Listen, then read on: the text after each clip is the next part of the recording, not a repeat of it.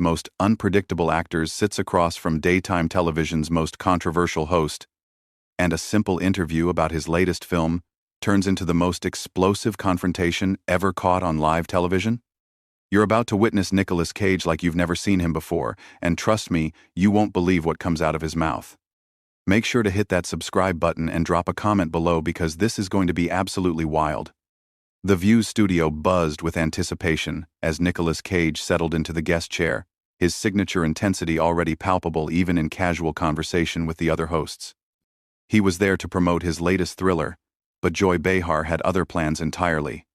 "So, Nicolas," Joy began with that familiar smirk, "I have to ask about your financial troubles from a few years back. I mean, buying all those castles and dinosaur skulls, that was pretty irresponsible, wasn't it?" The temperature in the studio seemed to drop several degrees. Cage's jaw tightened almost imperceptibly, but his voice remained measured. "Well, Joy, I think that's a rather reductive way to look at someone's life choices. I made investments, some worked out, some didn't. That's called being human." "Investments?" Joy laughed, turning to the audience. "Is that what we're calling buying a pyramid tomb now? Come on, Nicolas. You have to admit, some of those purchases were just crazy." Whoopi Goldberg shifted uncomfortably in her seat, clearly sensing the tension building. "Joy, maybe we should focus on the movie," she suggested diplomatically. But Joy was just getting started. No, I think people want to know about this stuff. I mean, Nicolas, you've made some really questionable movies too. Like that one where you're fighting animatronics at a pizza place. What was that about?" Cage leaned forward slightly, his famous eyes beginning to show that familiar fire. "You know, Joy, I find it interesting that someone who's made a career out of sitting at a table and offering opinions would critique someone who actually creates art." The audience went silent. Even the cameramen seemed to hold their breath. Joy's smile faltered for just a moment before returning with renewed venom. "Art? Is that what you call screaming about bees? Or dressing up like a bunny rabbit? Come on, Nicolas. At some point you have to own up to the fact that you've made some real stinkers." "I own up to everything I've done," Cage replied, his voice getting slightly louder. "Every role, every choice, every moment of my career has been deliberate. I don't hide behind a desk making cheap shots at people who are actually out there taking risks." Sarah Haynes tried to jump in. "Nicolas, tell us about your new film, the one where you play." "Oh, let me guess," Joy interrupted. "Another Nicolas Cage movie where Nicolas Cage plays Nicolas Cage? Do you ever actually act? Or do you just show up and be weird?" That was it. Something shifted in Cage's posture, like a coiled spring suddenly released. His voice dropped to an ominous whisper that somehow carried more menace than any shout. "You want to know about acting, Joy? Let me tell you something about acting. Acting is about truth. It's about finding the raw, honest emotion in a moment and sharing that with the world, even when it makes you vulnerable. It's about commitment to a craft that most people could never understand." Joy rolled her eyes dramatically. "Oh, please. Spare me the lecture. You're not Marlon Brando, Nicolas. You're the guy who screams about stealing the Declaration of Independence. And you're the person who thinks making jokes about other people's lives passes for entertainment," Cage shot back, his voice rising. "At least when I commit to something, I commit fully. When I take a role, I don't phone it in. I don't sit in judgment of others while contributing nothing meaningful to the world." The other hosts were frantically trying to regain control of the situation, but it was like trying to stop a freight train with their bare hands. "Contributing nothing?" Joy's voice pitched higher, clearly stung by the accusation. "I've been in this business longer than you've been alive, sweetheart. I've interviewed presidents, covered wars, dealt with real news while you were probably still trying to figure out which relative got you into the movie business." Cage's eyes flashed dangerously. "There at Island, the real Joy Behar. When you can't win an argument with facts, you resort to personal attacks and assumptions. For your information, I earned my place in this industry through years of training, dedication, and yes, taking risks that safe little talk show hosts would never dare to take." "Safe?" Joy practically shrieked. "You think what I do is safe? Do you have any idea what it's like to face criticism every single day? To have people analyze every word you say? The difference, Cage said, standing up slightly in his chair, is that I face that criticism for creating something. You face it for tearing other people down. There's a world of difference between being criticized for your art and being criticized for being cruel. Joy slammed her hand on the table. Cruel? I'm being honest. Someone has to tell the truth about these ridiculous movies you make. Ghost Rider? Really? A flaming skeleton motorcycle rider? What adult thought that was a good idea? Cage's voice suddenly went deadly quiet, which was somehow more intimidating than if he had screamed. You know what, Joy?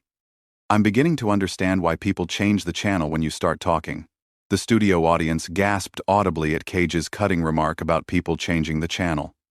Joy's face went through a rapid series of expressions: shock, anger, then something approaching genuine hurt, before settling back into defiant rage. Excuse me? Joy's voice cracked slightly. Did you just insult my ratings? My show has been on the air for decades. I have millions of loyal viewers who tune in specifically to hear what I have to say. Cage tilted his head, studying her with the intensity he usually reserved for his most dramatic roles.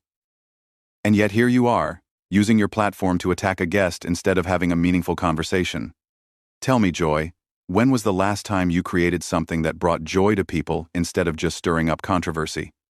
I create conversation, Joy shot back, but her voice lacked its earlier conviction. I create dialogue about important issues. Important issues? Cage's eyebrows raised in genuine incredulity. Like mocking someone's career choices? Like ridiculing artistic expression? If that's your idea of important dialogue, then maybe the problem isn't my movies. Maybe the problem is your understanding of what actually matters. Sunny Hostin attempted to mediate. Maybe we can all take a step back here and... No, Joy interrupted, pointing at Cage. I'm not backing down from this. You come on my show, you act all high and mighty about your art, but the truth is you've been making garbage for years and everyone knows it. At least I have the guts to say what people are thinking. Cage stood up fully now, his imposing frame casting a shadow across the table. The cameras captured every micro-expression as his face transformed into something truly formidable. Garbage? His voice carried a dangerous edge that made everyone in the studio lean forward. Let me tell you something about garbage, Joy. Garbage is tearing people down for entertainment. Garbage is using your position of influence to spread negativity instead of celebrating human creativity. Garbage is mistaking cynicism for wisdom. Oh, don't you dare lecture me about wisdom, Joy spat, also rising from her chair. You're an actor, Nicholas. You pretend to be other people for money. I deal with real issues, real politics, real problems that affect real people's lives. Real problems? Cage's laugh was sharp and humorless. Your real problem seems to be that you can't stand when someone doesn't fit into your narrow little box of what's acceptable. You see something different, something unique, and your first instinct is to mock it, to tear it down, to make yourself feel superior by making others feel small. The tension was so thick, you could cut it with a knife. Whoopi was frantically signaling to the producers, but the cameras kept rolling, capturing every explosive second. Joy's voice rose to match his intensity. You know what? Maybe I should mock it. Maybe someone needs to call out the Emperor's New Clothes situation here. Your acting style is just yelling and making weird faces, and somehow you've convinced people that's deep and artistic. My acting style, Cage said, his voice dropping to that menacing whisper again, comes from years of studying under Sanford Meisner, from understanding the method, from dedicating my entire life to the craft. What's your expertise based on, Joy? What qualifies you to judge anyone's artistic expression? Life experience, Joy fired back. Common sense, the ability to call something ridiculous when it's ridiculous. Cage shook his head slowly, a look of genuine pity crossing his features. You know what's truly ridiculous, Joy? Sitting in judgment of people who are brave enough to put themselves out there, to be vulnerable, to risk failure in pursuit of something meaningful. You've built your entire career on being the person who points and laughs while others actually do the work. The work? Joy's voice was getting shrill now. What work? Screaming about stealing the Constitution isn't work. It's a paycheck for overacting.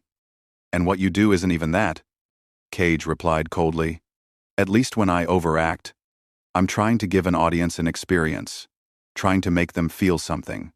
What you do is just meanness disguised as commentary. Ana Navarro tried desperately to change the subject. Nicholas, your fans really love your commitment to your roles. His fans are probably teenagers who think loud equals funny. Joy interrupted, clearly unable to let it go. Mature audiences want subtlety, sophistication, not whatever this island. Cage's eyes lit up with a dangerous fire. Mature audiences? Is that what you call your demographic? People who tune in to watch you bully guests and spread gossip? That's your idea of mature entertainment?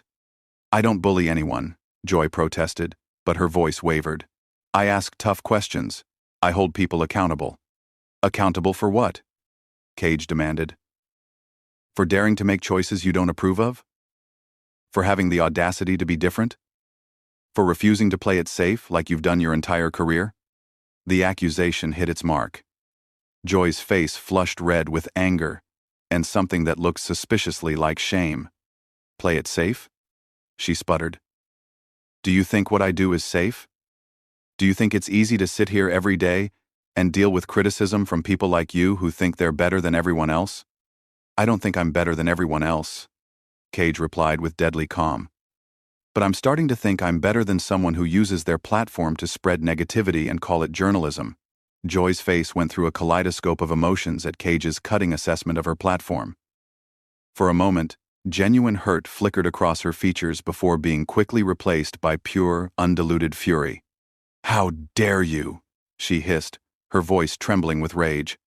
How dare you come into my house and act like you're some kind of artistic genius when everyone knows you're just a has-been riding on your uncle's coattails? The mention of Francis Ford Coppola was clearly the final straw. Cage's entire demeanor shifted into something primal and terrifying. His voice, when it came, was barely controlled thunder. My uncle's coattails? Each word was precisely enunciated, dripping with venom. You want to go there, Joy? You really want to make this about family connections? Let's talk about how you got your big break, shall we? Let's discuss the real story of how Joy Behar became Joy Behar. Joy's confidence wavered for the first time. That's completely different, and you know it. Is it? Cage took a step closer to the table, his presence dominating the entire studio. Because from where I'm sitting, it looks like someone who's never created anything meaningful is attacking someone who has dedicated his entire life to his craft.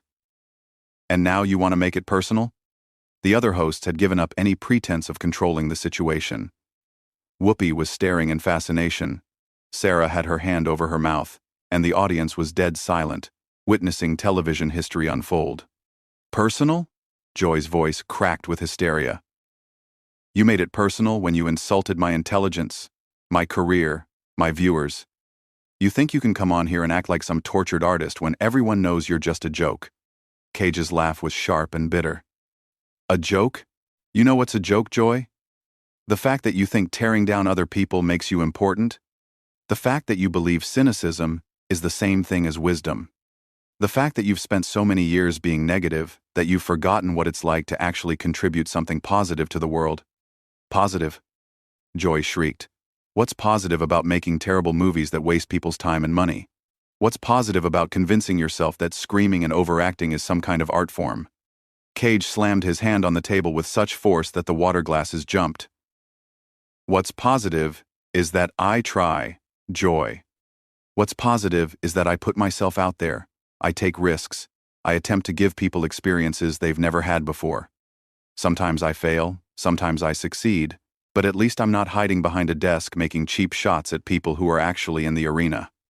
The reference to Theodore Roosevelt's famous speech clearly went over Joy's head, but the power behind Cage's words was unmistakable.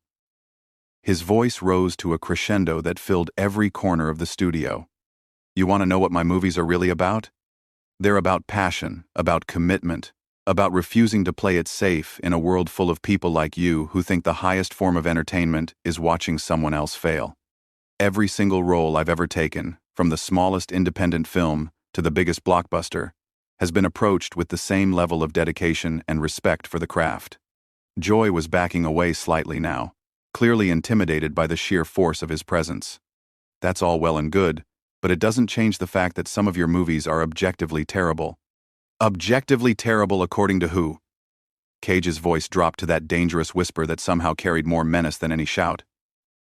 According to you? According to critics who wouldn't know genuine artistic risk if it bit them on the rear end? According to people who think safe, predictable mediocrity is somehow superior to ambitious failure? According to audiences, Joy stammered, clearly struggling to maintain her footing in the argument. According to box office numbers. According to common sense. Cage shook his head slowly, a look of genuine pity replacing the anger in his eyes. You really don't get it, do you, Joy? You think art is supposed to be safe. You think creativity is supposed to fit into neat little boxes that make everyone comfortable. You've spent so long living in that world that you can't even recognize authenticity when it's standing right in front of you. Authenticity? Joy's voice was getting higher and more desperate. Is that what you call it when you buy dinosaur skulls and pyramid tombs? Is that authentic? Or is that just rich guy weirdness? The personal attack seemed to energize Cage rather than hurt him. His response came with the full force of his considerable talent behind it. You know what, Joy? Yes, I bought unusual things. Yes, I made choices that other people wouldn't make. But at least I lived my life instead of sitting in judgment of people who actually have the courage to be different. At least I didn't spend my career hiding behind safe opinions and manufactured controversy. Joy was visibly shaking now, whether from anger or something else entirely. I'm not hiding behind anything. I say what needs to be said. Someone has to call out the nonsense. The nonsense? Cage's voice rose to a roar that could probably be heard in the parking lot. The real nonsense is thinking that destruction is the same as criticism. The real nonsense is believing that tearing people down makes you important. The real nonsense is wasting a platform that could be used to celebrate human creativity and instead using it to spread misery and negativity. The studio was so quiet you could hear a pin drop. Even the camera operators seemed frozen, afraid to move and break the spell of what they were witnessing. Joy made one last desperate attempt to regain control. I'm not spreading misery. I'm being honest about quality. I'm refusing to pretend that everything is wonderful when it's not. Cage stared at her for a long moment, and when he finally spoke, his voice carried a weight that seemed to press down on everyone in the room. Joy, the saddest part about this entire conversation is that you actually believe that. You've convinced yourself that negativity is honesty, that cruelty is truth-telling, that your inability to appreciate something different is somehow a virtue. But here's what you don't understand. You don't get to decide what art means to other people. You don't get to determine what brings joy or meaning to someone's life. All you get to do is choose whether you're going to add something positive to the world or whether you're going to spend your time tearing down the people who are actually trying to create something beautiful. He straightened up to his full height, every inch the imposing figure that had captivated audiences for decades. I feel sorry for you, Joy. I genuinely do. Because somewhere along the way, you forgot that the point of art, the point of entertainment, the point of human expression, is to connect with each other, to share experiences, to find common ground in our shared humanity.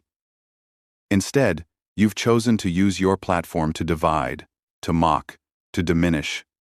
And the truly tragic part is that you think that makes you important. Joy opened her mouth to respond, but no words came.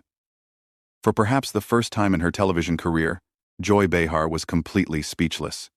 Cage gathered himself, smoothing down his jacket with the dignity of someone who had just delivered a masterclass in both acting and human decency. Thank you for having me on your show, he said with devastating politeness. I hope your viewers got the entertainment they were looking for. And with that, he walked off the set, leaving Joy Behar standing alone at the table, still unable to form a coherent response. The camera lingered on her shocked face for several long seconds before finally cutting to commercial, but the damage was already done. Nicolas Cage had just delivered the most devastating takedown in daytime television history, and Joy Behar had been left speechless in her own house. That's the power of authentic passion meeting manufactured controversy. That's what happens when someone who actually creates something faces off against someone whose career is built on tearing others down. And that's why this moment will be remembered as one of the most explosive confrontations ever captured on live television. What do you think? Did Joy Behar deserve everything she got in this exchange? Drop your thoughts in the comments.